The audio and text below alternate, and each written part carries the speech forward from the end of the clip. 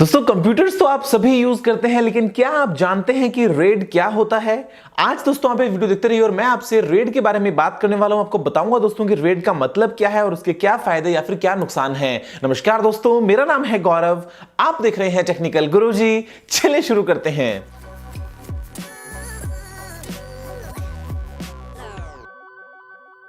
दोस्तों यहां पे मैं आपसे किसी पुलिस की रेड के बारे में बात नहीं करने वाला हूं। यहां पे दोस्तों रेड का मतलब है वो है redundant array of independent disks या फिर दोस्तों redundant array of inexpensive disks. और बेसिकली दोस्तों यहां पे ये एक ऐसी टेक्नोलॉजी जिसको हम अगर काम में लेते हैं हमारे स्टोरेज डिवाइसेस के ऊपर, तो हम वहां पे दोस्तों उनकी परफॉर्मेंस को या फिर उनकी रिलायबिलिटी को दोस्तों और इंप्रूव कर सकते हैं।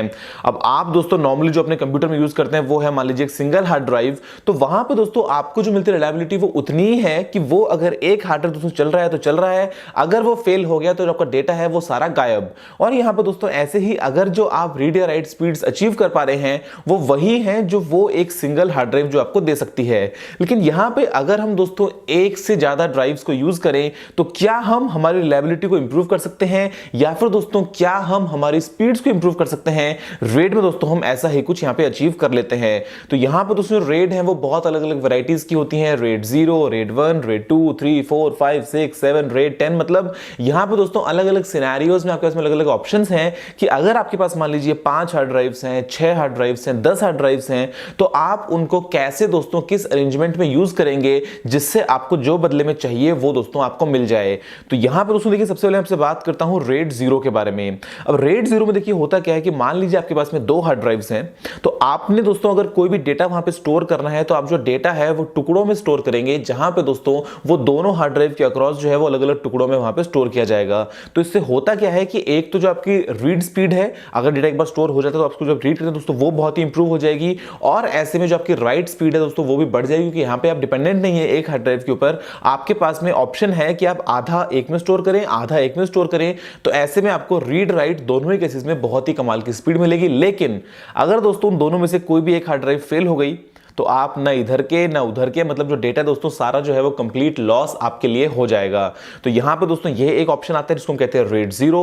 उसके दोस्तों बाद में अगर आपसे बात करता हूं रेड 1 की, तो यहां पे होता क्या है कि आपके पास में जितनी भी हार्ड ड्राइव्स हैं आप बेसिकली क्या करते हैं उनको दोस्तों 50-50 में डिवाइड करते हैं। मान लीजिए अगर आपके पास दोस्तों है 2 हार्ड ड्राइव्स तो आप उसके अंदर 1-1 का एक पेयर बना लेंगे। अगर दोस्तों आपके पास में मान लीजिए 4 हार्ड ड्राइव्स तो आप उसके अंदर 2-2 के 2 पेयर बना लेंगे। तो इसमें होता यह है यहां पे कि आपने जो भी डेटा स्टोर किया उसी की एक कॉपी आप दूसरे पेयर में स्टोर कर देते हैं। तो आपको यहां पे रीड स्पीड और राइट स्पीड में तो कोई भी इंप्रूवमेंट नहीं मिलता है, लेकिन आपके पास दोस्तों एक बैकअप होता है कि अगर आपकी हार्ड ड्राइव्स फेल भी हो जाती हैं तो भी क्योंकि आपने उसके कॉपी को सेव करके रखा है तो आप उस कॉपी से उस डेटा को जो है वो एक्सेस कर पाते हैं।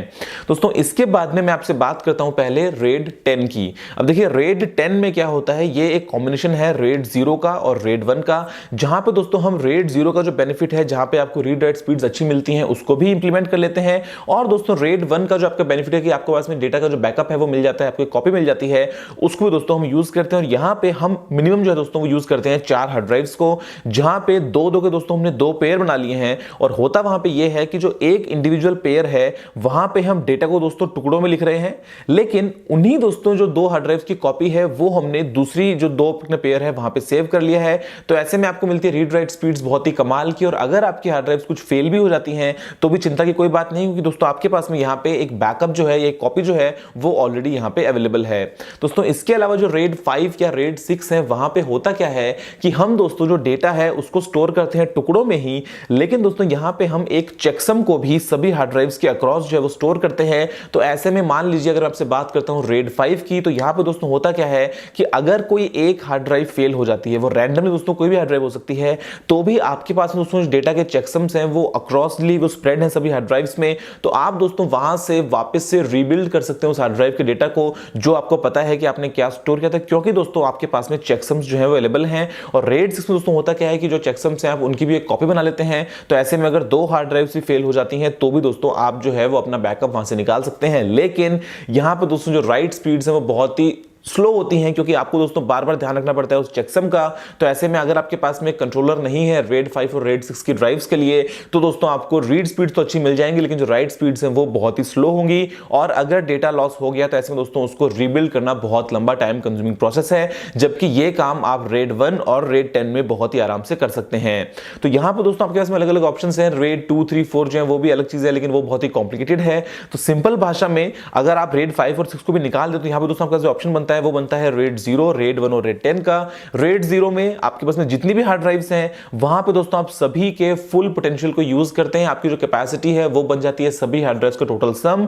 लेकिन यहां पे बैकअप या फिर दोस्तों अगर गलती से एक हार्ड ड्राइव फेल हो गई तो कोई भी ऑप्शन नहीं है, लेकिन आपको स्पीड जो है वो बहुत ही कमाल की मिलेगी।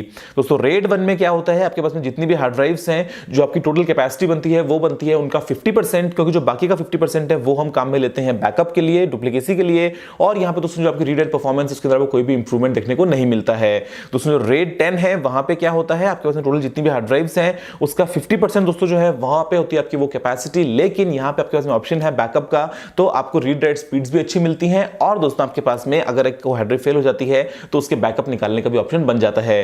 दोस्तों फिलहाल के लिए इस वीडियो में इतना ही। मुझे उम्मीद है कि आप रेड के बारे में काफी कुछ जान गए होंगे। आप दोस्तों अगर चाहते हैं इनको इंप्लीमेंट करना तो आप बड़े आराम से कर सकते हैं। आपको विंडोज में, मैक वगैरह में दोस्तों इनबिल्ट जो ऑप्शन मिल जाते हैं, या फिर अगर आप चाहें दोस्तों तो कोई अलग से डिस्क यूटिलिटी को भी यूज कर सकते हैं, या फिर दोस्तों डेडिकेटेड रेड कंट्रोलर्स परचेज करने के बाद में आप अगर एक्सटर्नल एक कंप्लीट अरे बिल्ड करते हैं ड्राइव्स का, तो वहां पे भी दोस्तों आप रेड को इंप्लीमेंट कर सकते हैं। दोस्तों फिलहाल के इस वीडियो में इतना ही। देखने के लिए आपको बहुत बहुत धन्यवाद। अगर आपको कोई सवाल सुझाव हो तो आप नीचे कमेंट करना मत भूलिएगा। अगर दोस्तों आपने वीडियो को लाइक या शेयर नहीं किया तो लाइक भी कर दीजिए, शेयर भी कर दीजिए, चैनल को सब्सक्राइब करना मत भूलिएगा, क्योंकि मैं आपके लिए रोजाना ऐसी वीडियोस लेके आता रहता हूं। फिलहाल के लिए इतना ही दोस्तों। जय हिंद, वंदे मातरम।